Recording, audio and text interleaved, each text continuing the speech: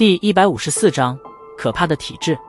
小胜一筹，虽然药老说的很是简约，不过萧炎却依然能够感觉到这其中的分量。要知道，那位女人可是在斗皇级别时便敢与斗宗相抗衡的牛逼人物啊！而且在与当初的药老交战时，其本身实力更是达到了斗宗级别，可结果他却依然略逊药老一筹。看来当年的药老说他是站在了斗气大陆强者的巅峰，也并不为过。望着萧炎那满脸震撼的模样，药老不由得笑骂道：有什么好震惊的？等你日后也能有此成就的，或许吧。耸了耸肩，萧炎倒是有些不置可否，那种等级已经并不是光靠天赋便能到达，机缘与运气都是必不可少的一环。现在的他仅仅是只想快点将紫火养大，然后吞噬他进化功法，也好好让自己快点成为一名斗师而已。至于那些什么斗皇啊、斗宗啊，这些光视频名字就能将萧炎压得喘不过气来，超级级别，他实在是不敢太好高骛远。赵老师的意思，小医仙，他难道也是那什么恶难毒体？目光再次扫向躺在床榻上，俏脸显出七彩颜色的小医仙，萧炎试探地问道：微微点了点头。药老脸庞上的笑意缓缓收敛，盯着小医仙良久，方才轻叹道：我曾经与那女人战斗过，所以对这种恶难毒体印象颇深。这种毒体的修炼方式很有些古怪，他们并不需要常年的修炼斗气，他们想要变强，只需要……说到此处，药老眼睛转向小医仙嘴角残留的药粉，面色略微有些古怪。吃毒药？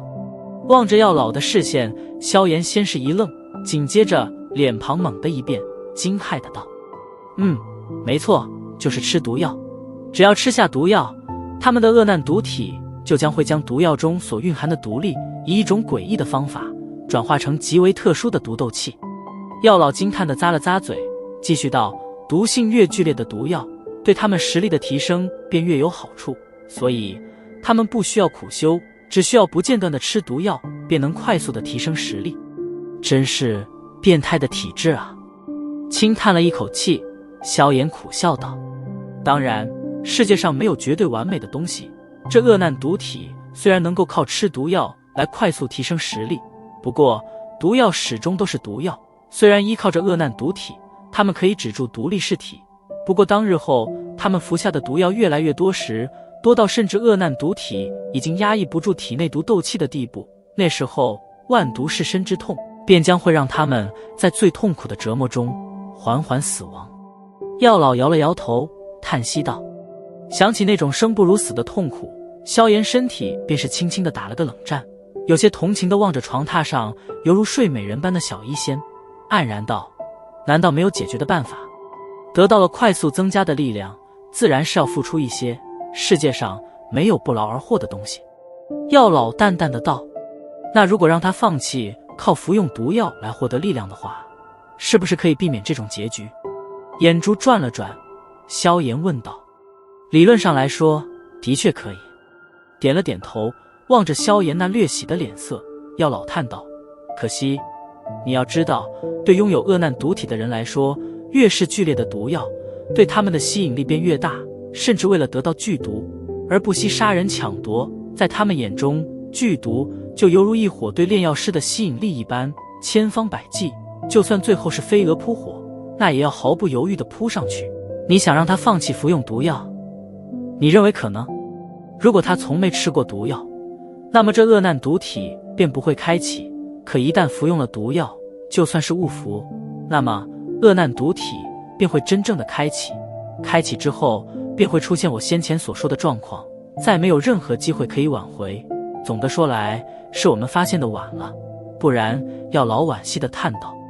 嘴巴微微张着，萧炎脸色一阵变幻，半晌后颓丧地软了下来。按照药老这么说，那些剧毒就如同是毒品对瘾君子的吸引力一般，想要他放弃，恐怕还真没多少可能。现在他的这恶难毒体还只是最初级阶段，所以在他清醒的时候，你与他有身体接触倒没什么，可一旦陷入昏迷，或者日后毒体越来越成熟后，那可真的是碰什么死什么。嘴角微微抽搐，萧炎终于明白，前段时间为什么小医仙会说那种奇怪的话语了？看来他应该也是知道了自己具有这种诡异的恶难毒体了吧？可他是怎么知道的？他一直待在这偏僻小镇里，怎么可能会知道这种即使是在加玛帝国也没有多少人都能知道的秘闻？萧炎疑惑地喃喃道。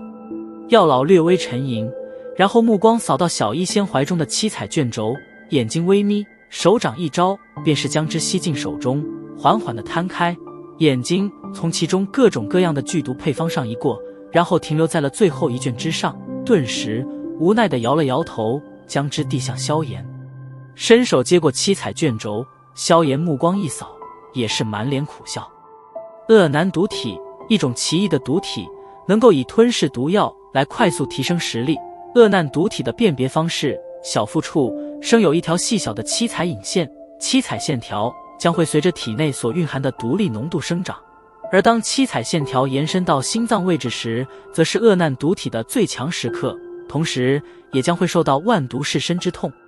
在这行小字下面还非常详细地列举了恶难毒体会造成何种破坏，其中便包括了药老先前的所说。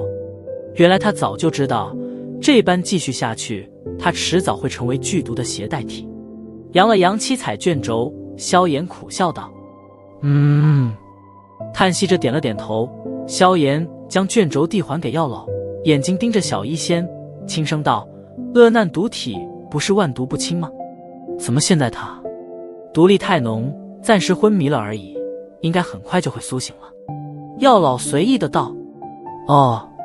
轻点了点头。萧炎在小屋的桌边坐下，等待着小医仙的苏醒，而药老在再次提醒了一声后，便是回到了戒指之内。坐在桌边，萧炎望着昏迷中的小医仙，叹息着摇了摇头。他本来的愿望是成为一名炼药师，可惜因为天生属性的缘故，他只得退而其次的成为一名医师。可按照他体质的发展，日后恐怕还真的将会成为大陆上众多人恐惧与忌惮的宗师级大毒师。到了那地步，或许当真会如同那天所言，将再没有人敢与他接触，更别说做能与倾心谈话的朋友。原本他是想成为救死扶伤的医师，可似乎老天偏不喜这样，生生的让的一位善良的女人变成那人见人怕的恶难毒体。唉，再次轻叹了一口气，萧炎再次抬眼，却是发现小医仙脸颊上的七彩颜色正在逐渐的减退。要苏醒了吗？喃喃了一声，萧炎再次静坐了片刻，床榻上紧闭着双眸的小医仙终于缓缓地睁了开来，玉手微微动了动，眼角瞟着那漆黑的毒药，嘴角渐渐泛起一抹苦涩。片刻后，苦涩逐渐的扩大，小医仙忽然拉过被子遮住脸，有些呜咽的断断续续声音从被窝中传出：又没有克制住，我真是该死呢。坐在椅子上，听着那微弱的柔柔呜咽声音，萧炎心情也是有些沉重，缓缓地站起身来，坐在床榻边，手掌轻轻地拍了拍小医仙裹在被窝中的身体。察觉到有人碰触，被窝猛地被掀了开来，望着那坐在床边的少年，小医仙美眸睁大了许多，赶忙抹去眼角的泪珠，轻声道：你怎么进来了？在你昏迷的时候就进来了。萧炎柔声笑道。闻言，小医仙俏脸微变，手中紧握的黑色毒药悄悄地缩进被窝中，片刻后忽然似是想起了什么，急忙道：你没碰我吧？认识这么久，我似乎不是那种趁人之危的人吧？萧炎干笑道：不是，我不是说这个，我是说你没接触我的身体吧？连忙摆了摆手，小医仙辩解道：没。萧炎摇了摇头。见到萧炎摇头，小医仙这才松了一口气，修长的玉腿去卷起来，雪白的下巴抵在膝盖上，轻声道：我没事，只是配制药的时候出了点问题。萧炎没有说话，眼睛盯着小医仙，许久之后忽然低声道：真的戒不掉那东西吗？听着此话，小医仙先是一愣，紧接着娇躯骤然绷紧，俏脸难看地盯着萧炎：你知道了什么？我看了七彩毒经，同时也知道你吃了毒药。萧炎盯着那对闪躲的水灵眸子道：那你也知道上面说的恶难毒梯了？见到萧炎点头，小医仙凄然一笑，紧咬着红润的嘴唇道：那你也害怕我了吧？眼睛紧盯着泪珠划过娇嫩脸颊的小医仙，萧炎心头有些触动，摇了摇头，嘴角噙着温暖的笑意，轻拍了拍他的脑袋，柔声道：怕的话，刚才我就自己跑了。不管如何说，我们可是共过患难的哦。闻言，小医仙明眸中的泪珠一顿，张大着嘴望着萧炎：你真不怕我？那你以后还敢吃我煮给你的东西？随时都可以。萧炎笑眯眯的道。望着萧炎那充斥着和煦笑容的脸庞，小医仙心头淌过一抹暖流，抹去俏脸上的泪珠，俏鼻抽了抽，心中轻轻呢喃道：谢谢你，萧炎，或许你会是我以后唯一的朋友。不过不管日后如何，只要你还将我当成朋友，即使我真的成为了人人惧怕的大毒师，可在你面前，我依然是青山镇的小医仙。